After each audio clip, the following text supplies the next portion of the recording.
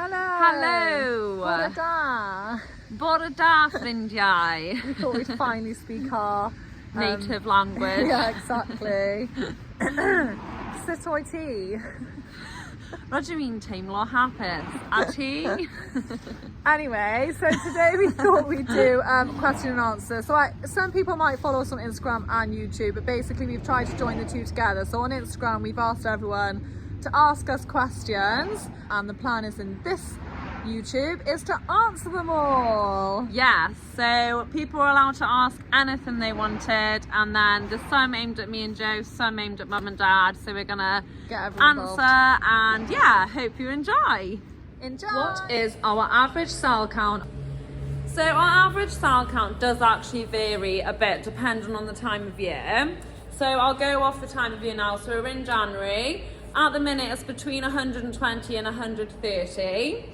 So I'd say that's really good. Ever since we moved into our new parlour, it's gone down a lot because we've got brand new machine, everything is a lot cleaner and more efficient. So that improved drastically when we moved into the new parlour. But then earlier on in the year, it was down more like the 70 mark, which is even better again.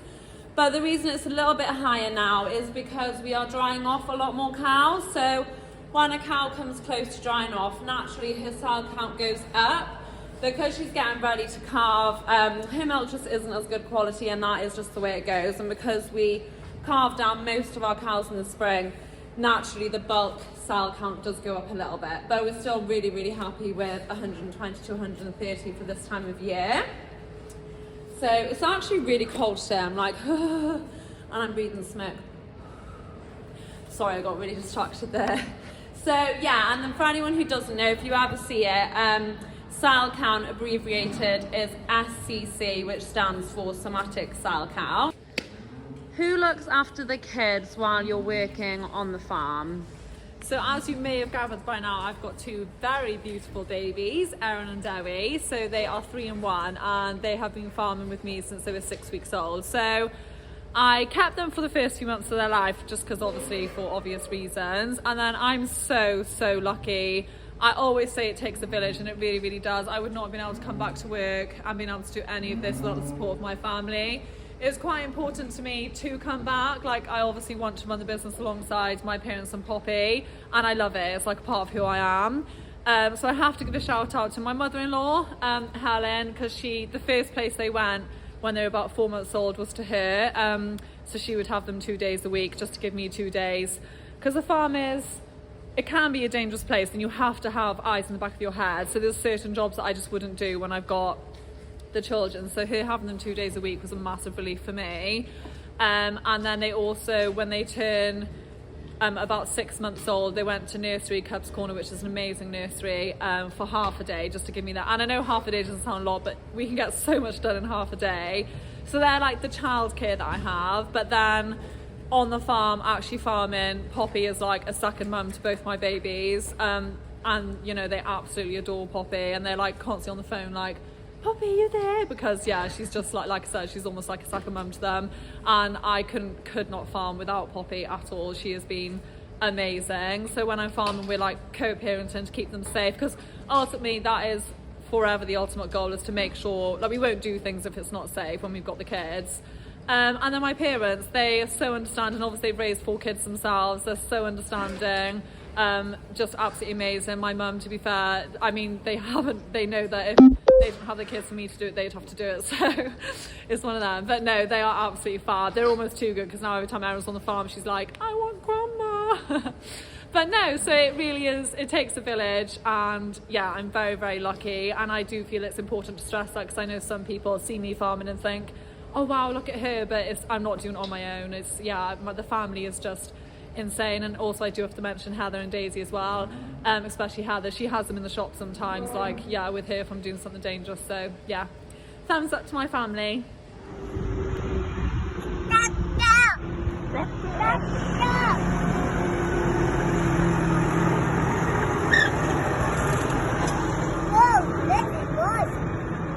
Yeah.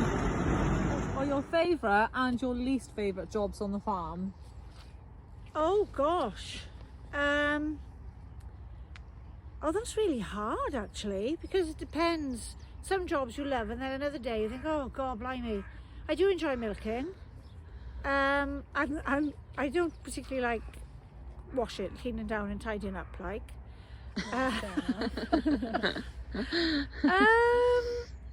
The worst.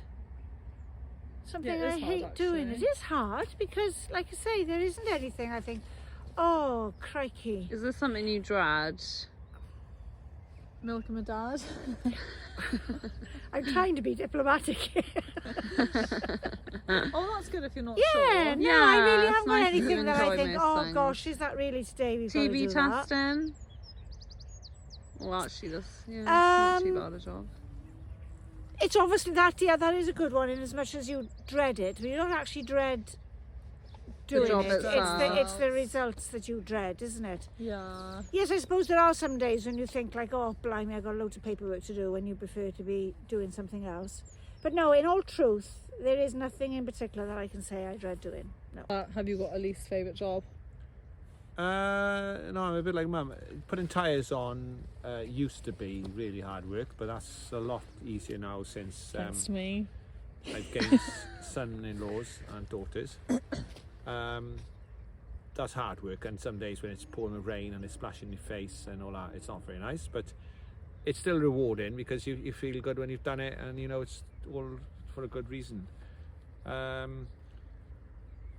I enjoy a lot of things. I'm a bit like Mum, really. I do enjoy all aspects of farming. You know, sometimes things are unblocking drains, but then you get the reward of actually getting it to go. Yeah, that's satisfaction. And then, you know, I love doing things like hedge cutting, as you could see the difference. Always love mowing. I love to see the silage ready and bringing that in, and all that side of it's really good. And I do enjoy milking as well. Actually, I don't so much as I used to, but I do enjoy it. I enjoy looking at the stock and seeing them. I particularly like seeing them on grass, and whether it's heifers, calves or whatever, looking well. And then of course downside, sometimes you get animals don't look so well, so that isn't so good. But farming is such ups and downs. And Yeah, nice. Where do we sell cull cows? So just to confirm, these aren't cull cows. I am just standing in with the herd. So here at Clerkenhill, we try and keep our cows for as long as we possibly can. So at the moment, the oldest cow we have on the farm is 17 years old, and her name is Sean. She's probably just off somewhere eating silage or something. This isn't Sean. This is Lauren. Hi, Lauren. So yeah, we keep them for as long as we possibly can, but obviously all life comes to an end, and when that does happen, we actually sell them to various different places, and it just depends on who we've been selling with. We like to give everyone a fair chance, so always who's going best on price and things like that will make the decision.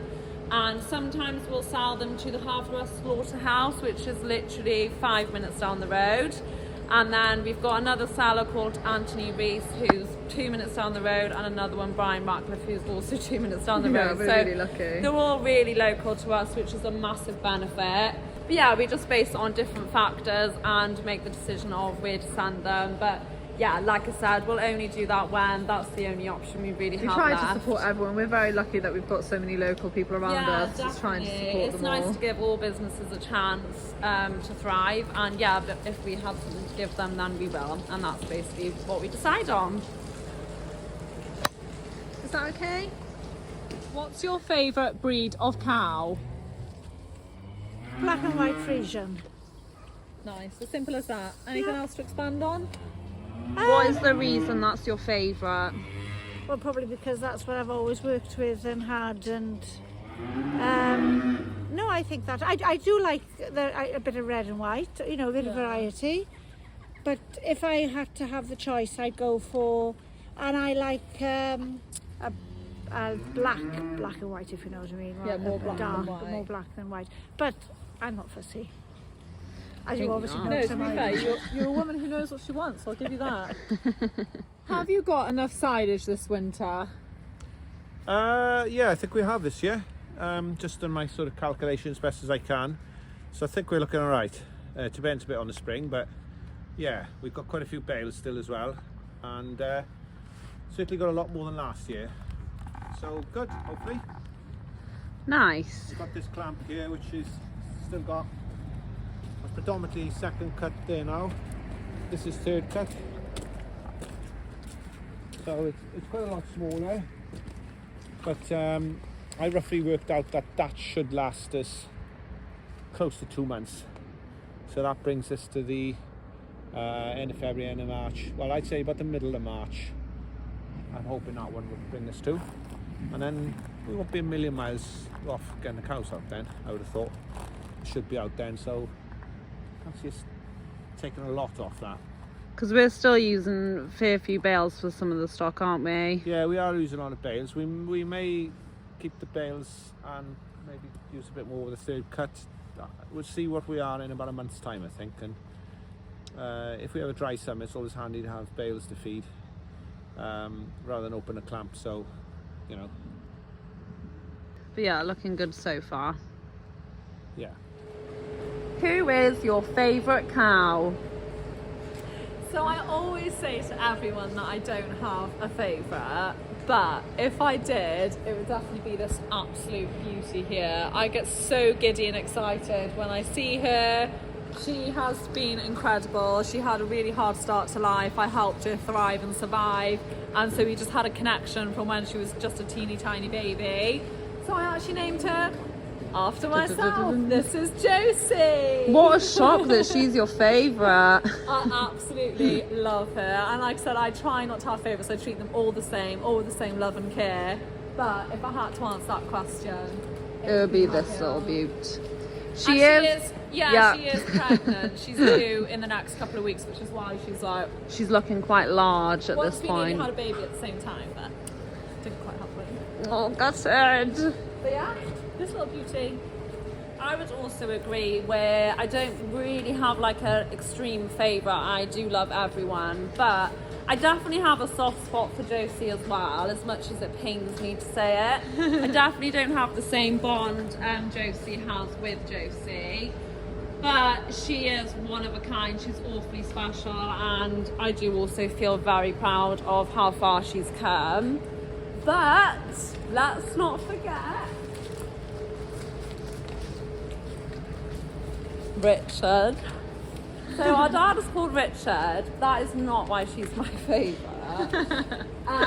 So Richard is Poppy's daughter. So Poppy was like my cow, so I named her after me, and I loved her deeply. And she unfortunately died, I think about 2 years ago now. Yeah. This is Poppy's daughter. So naturally, I just love her as well. She's very cute. She's a little bit on the limmy side, which is a bit, not ideal, Richard. But she melts really well. She's gorgeous. And she's recently had a heifer that I've now called Poppy. So the line is continuing, and it's always nice to have a line of cows that you either name after yourself or you particularly like. Yeah, it's always lovely. Yeah, we're not pedigree here, so we can't just literally name them whatever the heck we want. want. It's quite dangerous at times. We've got all kinds of yeah. names. Do you ever go to the Llama show? Yeah, we've been twice, 3 times? Twice, yeah. Enjoy it? Yes, Would you go again? yes. Nice. Yeah, because it's just nice to see what's out there. Yeah. See a lot of things that you'll never want or have or be able to afford, and it keeps you in touch. Yeah. And of course it's the social aspect as well, isn't it? You do see people that you know. Yeah. And it's just nice to have a day off. Yeah, exactly. It is important. Yeah. Nice to go for a day. Yeah. Yeah. Well, So yeah, I we definitely always would stay go over again. because it's a bit too far. Well, it's closer now, isn't it? It's Birmingham. Yeah, how long Yeah. does it... Oh, it's about 4 hours away for us. Yeah, something like that. Yeah. Yeah. Yeah, you could do it there and back, but it would be tiring. But yeah, I think it's important to keep up with what's going on, and Technology. machinery, that is, obviously, but because we do a lot of stuff ourselves, it is important to just keep an eye on things, and gives you ideas as well anyway. Yeah. Nice. Even if you don't buy them, like it shows you what can be done, and yeah, enjoy it. Lovely. Does Josie or Poppy live on the farm? So I haven't lived on the farm for 4.5 years now. So I travel on this busy A40 road, which I love to mention in most YouTube videos, every single day, twice a day, 4 times a day sometimes if I got something on in town. Yeah, so I moved in with my husband. I moved into a local town. I live right on the outskirts, so it literally takes me like 7 minutes to get to work, especially the hours that I'm travelling on the road. It's really, really easy. So my end goal is to actually move back to the farm. At the moment, my parents live in the farmhouse, and I'm not about to boot them out, so they can stay there for as long as they want, as it is their home. But yeah, so my parents live on the farm. Ultimately, like, it's important to have someone here all the time, and then I travel into town then me, I have literally moved to town as well because I'm such a sheep.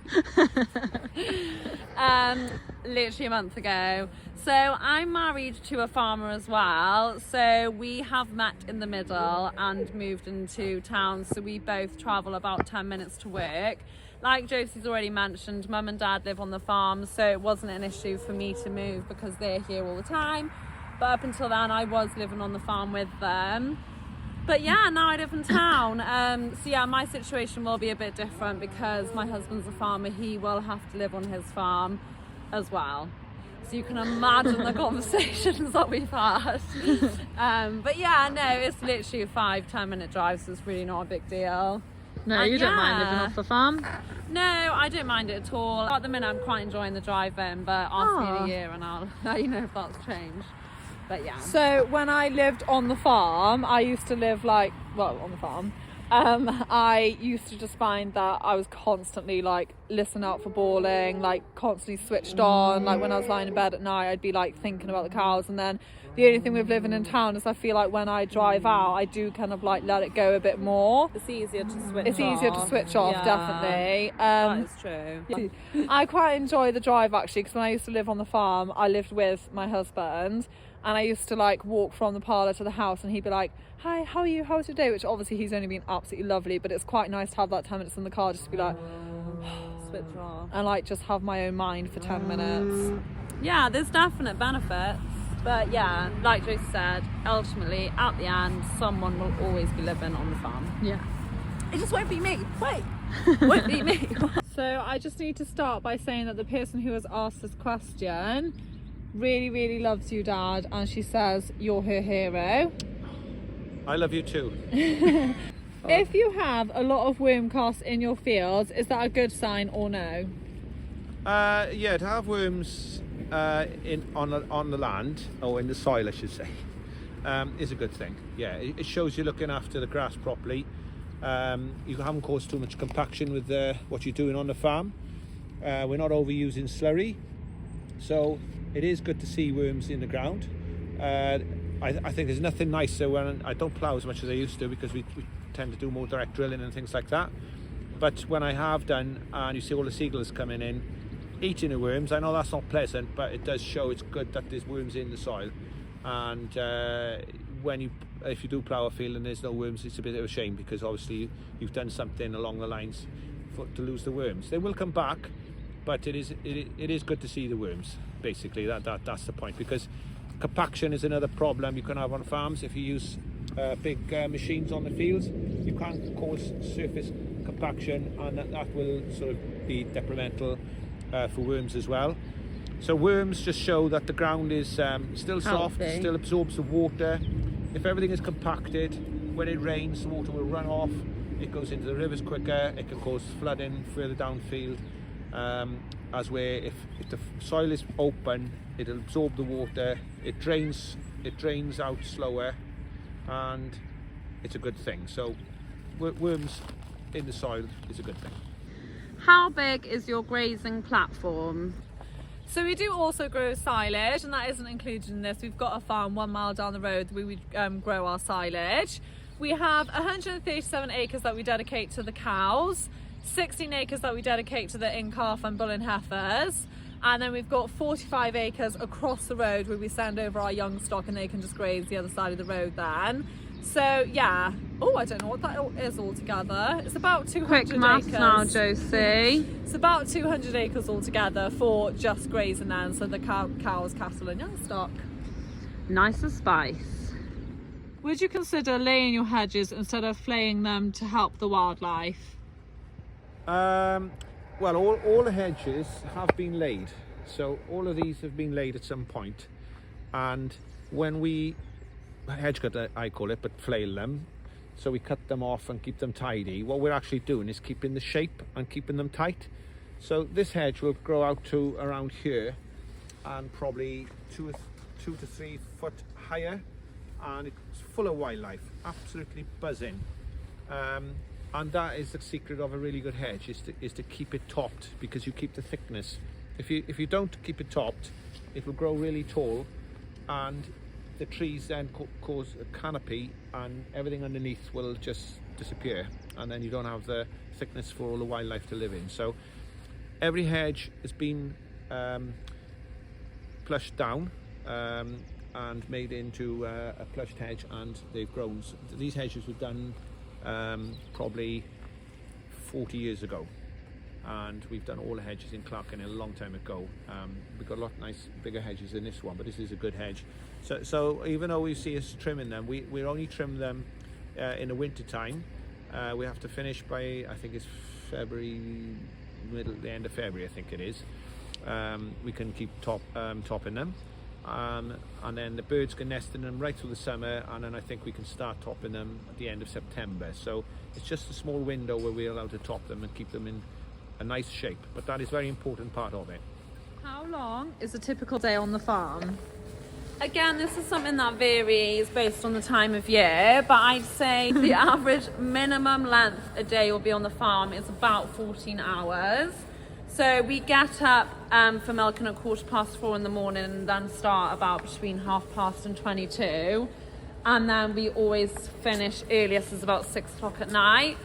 And then that does vary a lot depending on the time of year, because during the spring when we're carving all the cows, we'll definitely finish later, might be more like 7 to 1:30. When we're on silage, we'll keep going until it goes dark, so like 10 o'clock at night. So, and like we say, farming is a 24/7 job, so if something happens, we will stay here until it's sorted or until the job's finished. So it's quite a difficult question to answer, but on average it will be the minimum 14 hours, and then based on what happens. And the start time, we always get up at 4:15. Yeah, the start time is always the same, so we always get up 4:15 to start about 1:30. It's the finishing time that varies. During carving, like as you say, if you've got to carve someone in the middle of the night, this is it. You've got to get up, check cows all the time, and get make the sure job you done. arrive safely. But yeah, that's why everyone always says you've got to love it to farm, because it is long hours, but we absolutely love it, especially during carving. Like, we're happy to be here because we just love it. So yeah. What are the dimensions of the parlour and the width of where the cows stand? Okay, well, they stand by here. I've got a tape. So from the wall to there is exactly 2 meters. 2 meters, okay? Yeah. We've got 2 meters to... 2 meters, 2 meters. So everything's 2 meters. Yeah, pretty much. 2 meters, yeah. So you decided that when... You can do it any size you want, can't you? But you decided all that when... Yeah, well, doing the parlour. that's kind of what they suggest you should build it at. Everything is pretty much set up for that. You could have the pit narrower, you could have the pit wider. This is perfect. Perfect for a swing over parlour, what we've got. I don't know, the dimensions would be slightly different if they were doubled up parlour. We got units each side. So 6 meters internal for the parlour, for a swing over. Height of the floor is a very, very important one, if anybody wants to know, even though they haven't asked. I think they did actually. We discussed this quite a lot. And I think we went from 32 inches from the top of the rubber. Okay, so that's the, standing on bit. So if you're going to put a rubber floor on, allow for that, because you have to leave a little bit of depth for the rubber floor. It's usually about 50 mil, I think, of inches. Yeah, and that height's perfect because it suits every one of us. Like Dad's about 6 foot, and then our mum's literally 4 foot. 4 foot? She's 5'1". No, she's 4'11". Yeah, that's what I was gonna say. 4'11". Yeah.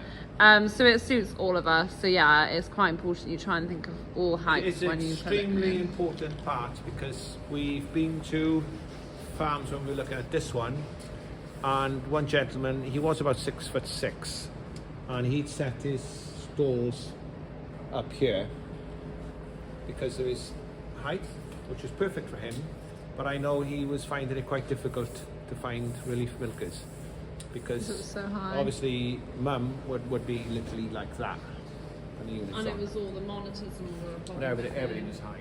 All of this does adjust, so you can adjust all of this, but when you set it up, obviously try to cater for different people. So Simon Snake is 6'6", isn't he? Something like that. And he milks here now and again for us when we go away or something like that as a family, and he's fine. He's got to watch his head on these, but to be fair, you So does Brad, never actually. walk down the middle of the parlour. You tend to walk on No. this side or that side. I could just hit the, well, no, not quite. Most important part is comfort putting the units on, so you don't want to be stretching and you don't want to be down here. So I find it's absolutely perfect. Mum finds it perfect. You girls find it perfect. So we just got to compromise, but we did put a lot of thought into it, because For that reason, there really. are a lot of ladies milking in here, and ladies tend to be smaller than men. So we've probably gone it slightly lower than what they suggested. I think it was a little bit lower than what was suggested by RMS, who installed the parlour for us. So the length of the parlour is about 100 foot. Well, it is 100 foot. And that's from where you see the yellow wall at the end. Yeah. So it's a bit past the parlour. You could bring it in probably at least 8 foot closer to the parlour than that, but it's quite a nice part for the cows to stand to get ready to come in, and it also Yeah. works quite nice. If we wanted to extend it, we could. We could stick on an extra couple of units each side, no problem. The other important bit in the 100 foot is the front.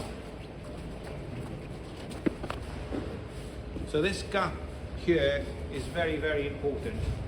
I'm pretty sure it's 10 foot or 10'6" or something.